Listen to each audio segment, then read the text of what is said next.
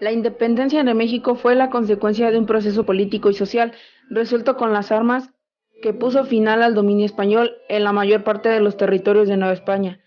La guerra por la independencia mexicana tuvo sus antecedentes en la invasión de Francia a España en 1808 y se extendió desde el Grito de Dolores el 16 de septiembre de 1810 hasta la entrada del ejército trigarante a la Ciudad de México el 27 de septiembre de 1821. Pero antes veremos el contexto de esto.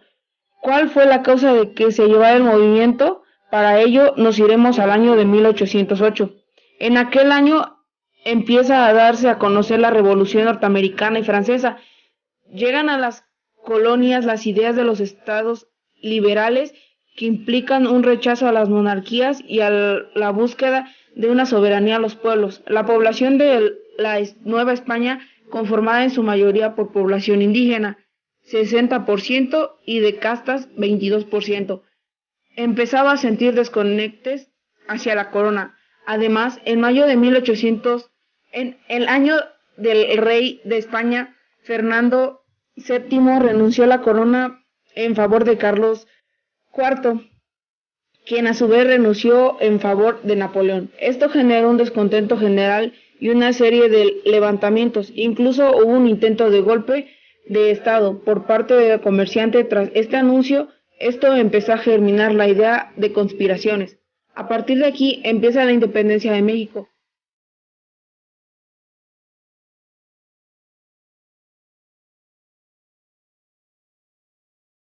Y la dividiremos en cuatro etapas. La primera etapa empieza en el inicio del movimiento. En la casa de Josefa Ortiz de Domínguez se realizaban reuniones literarias a las que asistían Miguel Allende y Juan Aldama, así como algunos sacerdotes como Miguel Hidalgo y Costilla. Ahí planearon una conspiración para diciembre durante la Feria de San Juan de los Lagos. El 13 de septiembre, Ignacio Garrido los descubre y denuncia su plan de conspiración. Ellos se encontraban en Querétaro.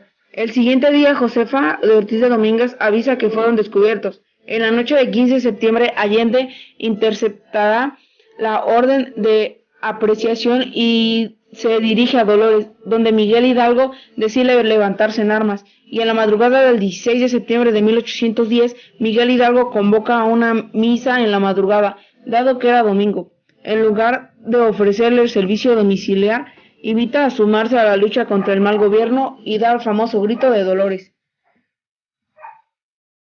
Hidalgo, con su famoso estándar guadalupano en mano, peleaba con más pasión. Llegó a su cita en la historia de Puente Calderón. Sus fuerzas se calculan en alrededor de 100,000 hombres, entre criollos, indios, mestizos y gente de las castas. Por su parte, los realistas, soldados leales de Virrey y a la corona española, debían rondar entre los 50,000 efectivos. 23 de septiembre, el virrey Venegas arma un ejército contra el movimiento de Hidalgo. Lo llama el ejército realista. En octubre, el movimiento insurgente, el ejército de Miguel Hidalgo, ya había tomado Guanajuato, Aguascalientes, Valladolid y Guadalajara. Parecía que podría triunfar. Para la segunda etapa, apenas iniciada la independencia, en 1811, de enero a marzo, se realizaron enfrentamientos entre el ejército de España y el movimiento insurgente. En este periodo entra en escena José María Morelos y Pavón. Durante este tiempo, los insurgentes se anotaron varios triunfos, siendo los más sonados los obtenidos en las regiones del centro. Uno de los conocidos es la toma de la Alhóndiga de Granaditas, cuando una persona conocida como el Pípila quema la puerta de la Alhóndiga y se apoderan de ella, junto al mando de Ignacio Allende y Miguel Hidalgo, y todos los españoles de allí fueron asesinados. En las últimas peleas son derrotados en varios enfrentamientos, por lo que los líderes huyen al norte. Por su parte, Morelos sigue luchando en el sur. Para el 21 de marzo del mismo año reciben un golpe duro, pues Miguel Hidalgo e Ignacio Allende son capturados por Ignacio Elizondo en las Norias y pasan por un juicio eclesiástico. Sin embargo, para el 26 de mayo se une Vicente Guerrero a la lucha, uno de los pocos que sobrevive hasta el final de esta historia. Un mes después, el 26 de junio, Ignacio Allende y Ignacio Aldama, entre otros, son fusilados en Chihuahua, y el 30 de julio Miguel Hidalgo y Costilla es fusilado y decapitado en Chihuahua. Esto lo hicieron con el fin para que los insurgentes restantes se rindieran, pero no les funcionó. De 1812 a 1813 los insurgentes seguían en lucha pese a tener poco ejército y pocos recursos. Con la ayuda de Guadalupe Victoria y Vicente Guerrero se apoderaron de Chilpancingo, Tixla, Chipala, Tasco, Cuautla, entre otros. Para el 14 de septiembre de 1813, Morelos instauró un congreso para ejercer la soberanía, llamado Congreso de Anáhuac. Ahí nace la lectura de sentimientos a la nación y Morelos es nombrado como siervo de la nación. Para la tercera etapa abarcaremos del año 1814 y 1821, pues esta se caracteriza por tener un gran desorden. En 1814, el 18 de febrero, el Supremo Congreso destituye a Morelos del poder y se ve obligado a continuar su lucha aparte. El 5 de mayo, Fernando VII regresa a la corona. Para el año 1815, el 14 de julio, Morelos le escribe al presidente de Estados Unidos, James Madison, para que reconozca la independencia de Nueva España, pero este más bien prohíbe compras para ayudar al movimiento insurgente en la Nueva España. El 5 de noviembre reciben otro golpe los insurgentes, pues Morelos cae prisionero y se enfrenta a un juicio. Para el 22 de diciembre, Morelos es fusilado en San Cristóbal de Ecatepec. Con la muerte de Morelos se crea un gran vacío en el mando del grupo insurgente y los realistas, aprovechando esta situación, al mando del temible general Félix María Calleja, logran rehacerse y recuperar la ofensiva. En 1816 continúa el movimiento insurgente, aunque debilitado, pero no obtiene ninguna victoria. Pero para el año 1817 son ayudados por el general Francisco Javier Mina y de Servando Teresa de Mier. Poco tiempo después, los dos son capturados y son fusilados. Solo unos cuantos grupos, como la que comandaba Vicente Guerrero en el sur, siguieron en pie de lucha.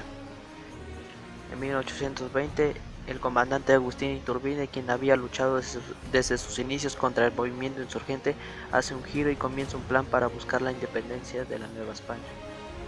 El 16 de noviembre del mismo año, Iturbe sale a combatir contra Vicente Guerrero, quien lo ve como un obstáculo. En 1821, el 10 de enero, Iturbe le escribe a Vicente Guerrero para invitarlo a rendirse y ofrecerse indulto, pues ambos buscan la independencia, pero a pesar de ello dice que no, pues muestra interés por lograr la independencia en conjunto. Para el 10 de febrero, Iturbe y Guerrero se reúnen en Acatepán y hacen las paces. Se le conoce como el abrazo de Acatepán. Iturbide y Guerrero se reúnen sus fuerzas para terminar la independencia. El 24 de febrero se firma el Plan de Iguala, quien declara a Nueva España como un país independiente y soberano. Para la cuarta etapa y última, con el paso de los meses, varias regiones se adhieren al Plan de Iguala e Iturbide crea el ejército trigarante para lograr la independencia. Ya todo pinta para bien. España y su virreinato en América se encuentran en crisis y no cuentan con los recursos ni las fuerzas para continuar con la lucha. El 21 de septiembre de 1821 el ejército trigarante sale a la Ciudad de México. Para el 23 de septiembre las fuerzas realistas huyen a Veracruz.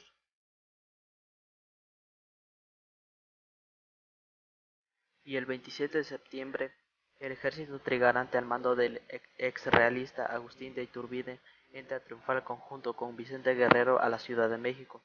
El contingente, compuesto por los soldados del general Iturbide ya convertidos y los insurgentes que aún quedaban, avanzó por la actual calle de Madero en el centro histórico de la Ciudad de México hasta alcanzar la popular plancha del Zócalo. Con este pasaje terminó formalmente la lucha por la independencia de México.